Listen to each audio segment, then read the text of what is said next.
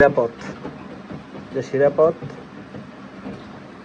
এটা গবাদি পশুর প্রত্যেকেরই আছে। আমি একাতে ফোন থাকায় ক্লিয়ারভাবে দেখাতে পারতেছি না আপনাদেরকে। হঠাৎ করে এই গারলের ঘরে জরুরি তলব, ভাই একটা গারল অসুস্থ, আমাদের যে গারল পালন করে সে ইনফরমেশন দিল, সাথে সাথে আসলাম। এসে বুঝতে পারলাম এই গারলের বাচ্চাটি গতকালকে পাতলা পায়খানা করেছে। তো পাতলা পায়খানা করার কারণে সে শারীরিকভাবে দুর্বল হয়ে পড়ে এবং আজকে যখন সে ঘাস খেতে যায় তখন সে ডিহাইড্রেশনের কবলে পড়ে, মানে রৌদ্রের কারণে সে দুর্বলতা থেকে ডিহাইড্রেশনে চলে যায়।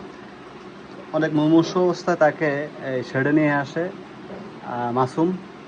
এখন আমি তাকে যে ট্রিটমেন্টটি দিচ্ছি, যেহেতু এখন গরমের সময়, আপনারা গবাদি পশু লালন পালন করেন, তো এই বিষয়গুলো খেয়াল রাখলে অবশ্যই যে কোনো মুহূর্তে প্রাথমিক চিকিৎসা হিসাবে আপনি আপনার গবাদি পশুকে সেই ট্রিটমেন্টটি দিতে পারেন। দেখেন এখানে যেহেতু তার শরীরে গ্লুকোজ এবং ইলেকট্রোলাইটের ঘাটতি, পাশাপাশি পাতলা পায়খানার ট্রিটমেন্ট আমরা তাকে পরে দেবো। আমি প্রথম যে কাজটাই করেছি সেটা হচ্ছে এনার্জি একটা স্যালাইন, আর হচ্ছে আমাদের এসএমসি যে ওর স্যালাইন।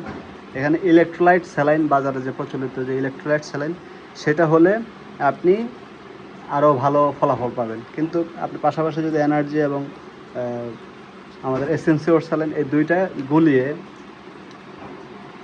পানিতে গুলিয়ে সিরিজের মাধ্যমে তাকে খাওয়ান, তাহলে সে অনেকটা রিকভারি করবে।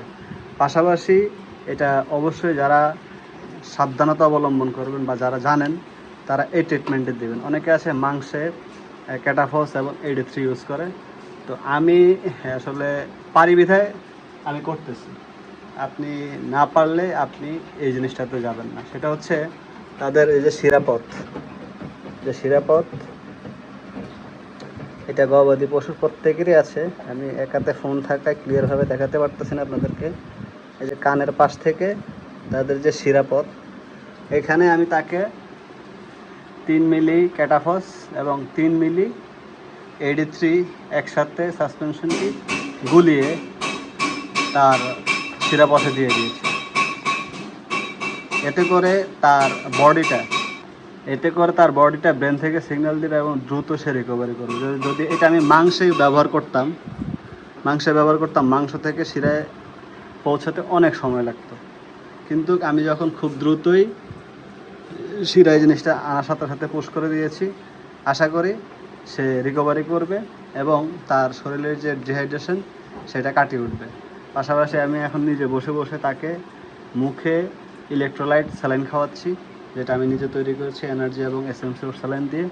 তা আপনারা গবাদি পশুকে এই গরমে অবশ্যই স্যালাইনের প্রাপ্যতুল্যটা রাখবেন ফার্মে। বেশি করে ইলেকট্রোলাইট 2-3 বক্স রেখে দেবেন।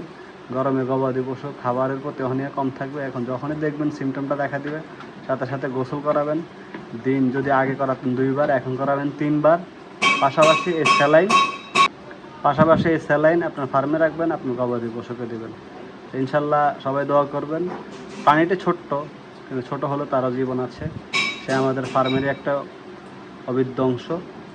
সবাই দোয়া এবং ভালোবাসা কামনা করছি। যারা দেখা হবে অন্য আরেকটি নতুন ভিডিও নিয়ে। অবশ্যই সবাই ফার্মে ইলেকট্রোলাইট স্যালাইন রাখার চেষ্টা করবেন এই গরমে আপনার শখের প্রাণীগুলোর জন্য।